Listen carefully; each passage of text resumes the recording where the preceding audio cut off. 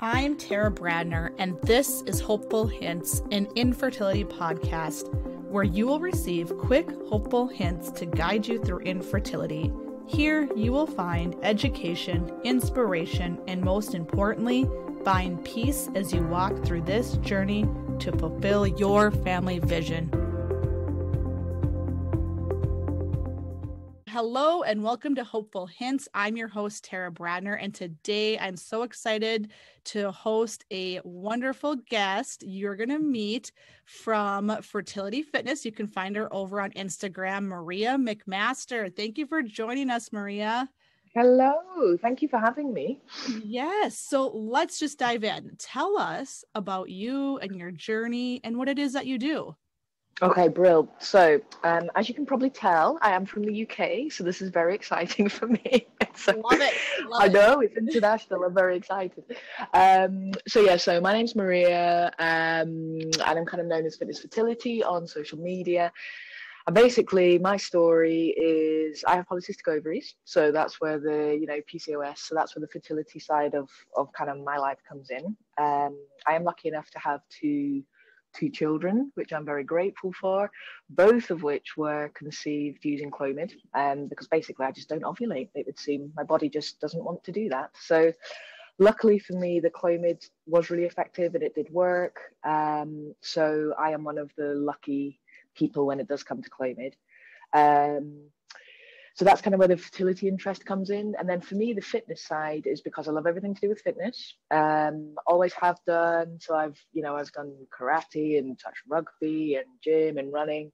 And then recently I decided to train as a personal trainer, which I passed my last assessment yesterday, which I'm super excited about.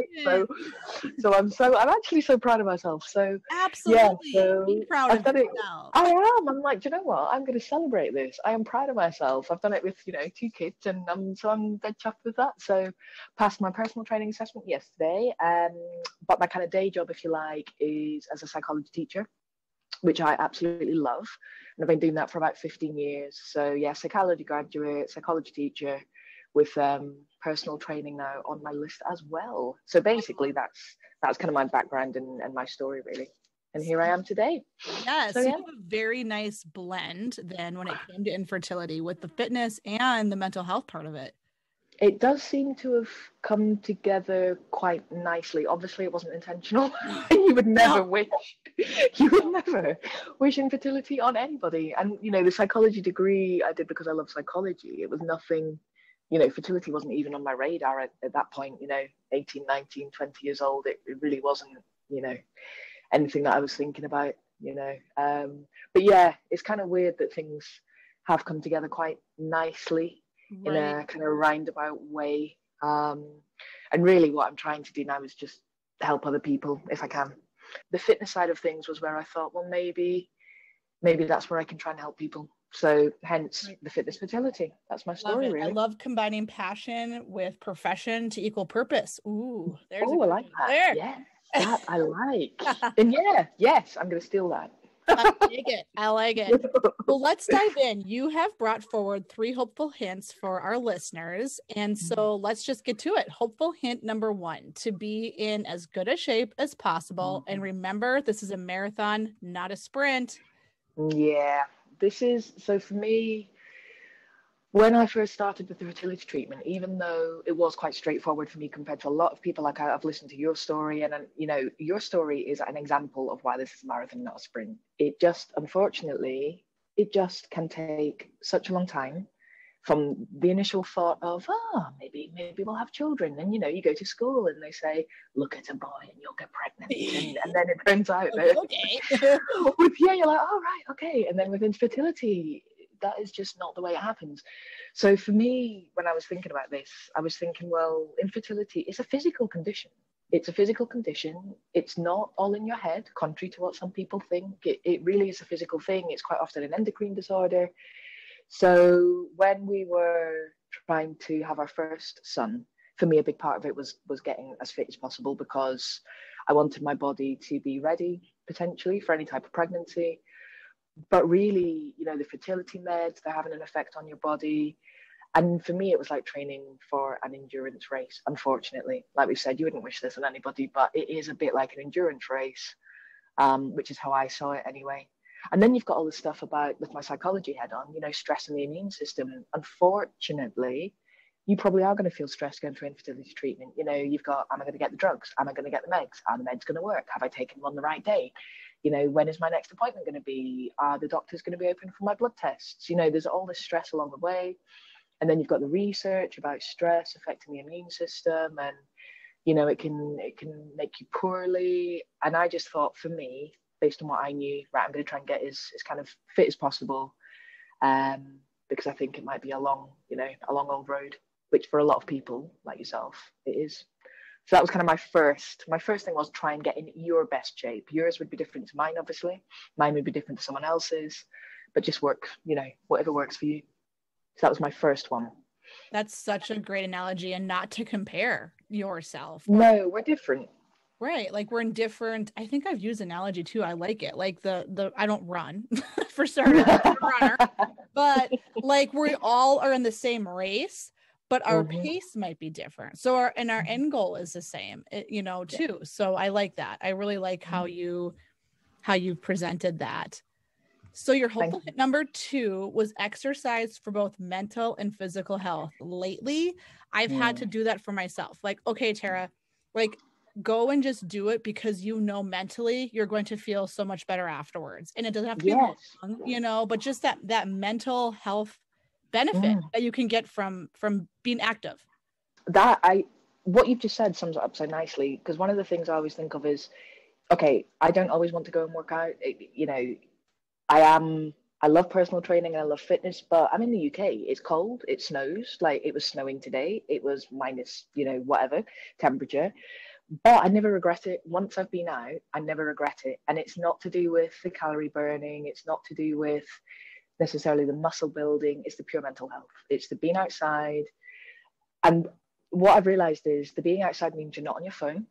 So you're not going down a deep, dark spiral, Googling insane things about, you know, fertility or infertility, and ending up in a very strange corner of the internet where, you know, it is not reliable information. Dark over there. Stay away from it. Staying away from that dark place, you know, and, you know, you're there and you can't leave. And it just seems to be that you spiral, and we've all been there, and there's absolutely no judgment. But so for me, the exercising, obviously it ties into point number 1, but you've got the mental health side of it. Like you've said, it just massively helps, even if it is just being away from your phone. And for me, like you've said, it doesn't have to be running. It could be put on some comfy trainers and go and walk around your garden. It could be go walk around the block, depending on where you live, depending on the weather. I'm lucky I live in the country, so for me it's quite easy to get out. But, you know, it doesn't have to be a kind of massive effort, which the physical health side of things, in my head, kind of has 2 strands. You've got your kind of just get out, go for a walk around your garden, just get started. And then the other side of the physical, which is where I'm particularly interested from the personal training side, is there's a lot of academic research out there. And at the minute, I'm kind of reading a paper or 2 a week, or I'm trying to anyway, about the fitness side and the training side of fertility and infertility and what can help. So for me, I've been looking at this idea that, you know, resistance training with the weights has been shown to help with insulin resistance. And obviously with polycystic ovaries, you might also have insulin resistance, and that's a massive thing. And then you've got things like high intensity training has been shown to help with polycystic ovaries, but not with everybody. So you have to be quite careful. It's not a one size fits all.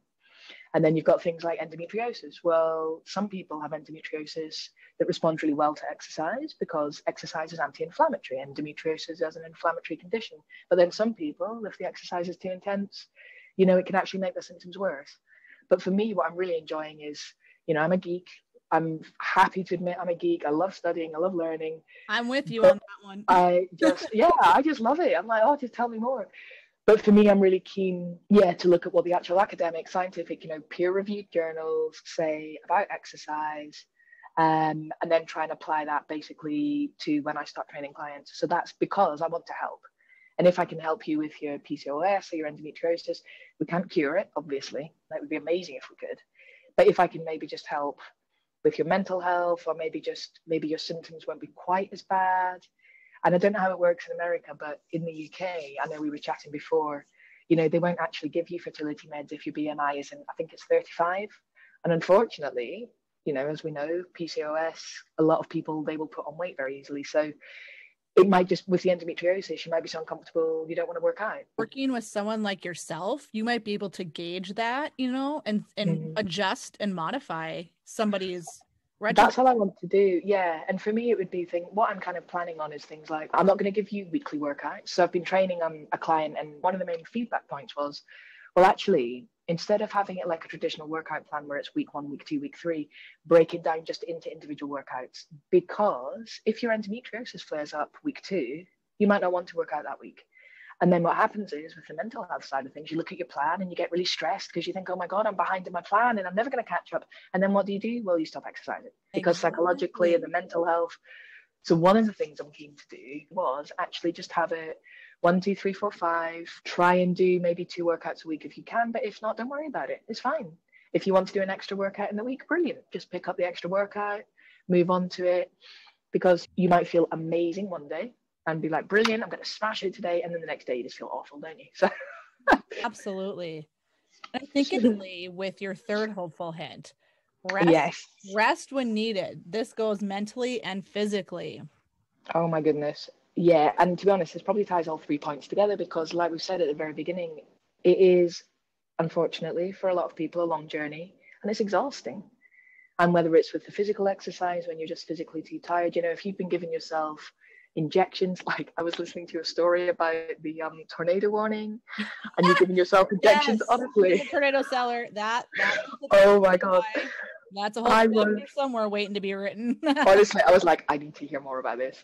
But that, if you're giving yourself injections, it's exhausting. They hurt, they bruise. You might not want to be doing push-ups the day after you've given yourself injections. You might not want to be doing squats because, you're bruised and you're sore. And I think mentally sometimes it just takes such a toll on your mental health. And if you've been trying for years to get pregnant, and sometimes you just need a break. And the other thing you said, which I liked, was taking a break and trying to do things that you enjoyed, like pre-infertility. That is so important. It's also really hard, I think. But that, go out with your friends for the weekend. I think you guys made the decision to stay where you were, and was it go skiing? I think it was, something that just sounded like so much fun. Yes, I kept my airline tickets and just went skiing anyway, because we were in a clinic that was in Colorado. So I was like, I'm just going to go, because I love skiing. I've always, since I've been 3 years old, loved skiing, and hadn't been able to do it because of treatments for several years. So you're absolutely right. What is it? Who were you and what did you enjoy before infertility? Yeah, that's the question. Who were you and what did you, who were you? Oh my God, that's fine. And sometimes you can't remember. You're like, I don't know, can't remember. It was so long ago. So when I was listening to your story, I was so, even though you've had a more complicated situation than me, so many of your points were the same. It was like, who were you before infertility? What did you used to do? How's your mental health? How's your physical health? And it just, a lot of it kind of hit home with me as well. Rest when needed, mental and physical health, all very important. Exactly. Well, thank you, Maria, for joining us. Where can we find you for those who are interested in working with you or just following along with you? Yeah, sure. On Instagram as Fitness Fertility. I'm on Twitter as Fitness Fertility. I'm everywhere. I've also got a Facebook page, Fitness Fertility. I'm just setting up my kind of business as we speak, really. That's what I'm working on at the minute. I should be open for business soon. If you want to get in touch, just get in touch. Like, I just want to help people, whether it's on Insta or Twitter or Facebook or wherever. Just, send me a message and I'll be delighted to try and help if I can. Well, thank you, Maria, so much for joining us. And thank you for providing us with your 3 hopeful hints. Make sure you go and follow her. I think fitness is such a big question. Like, can I be doing this? Should I be doing this? So head over to Maria's page and ask her, and make sure you join us next week for hopeful hints to bring you peace as you walk through your infertility journey.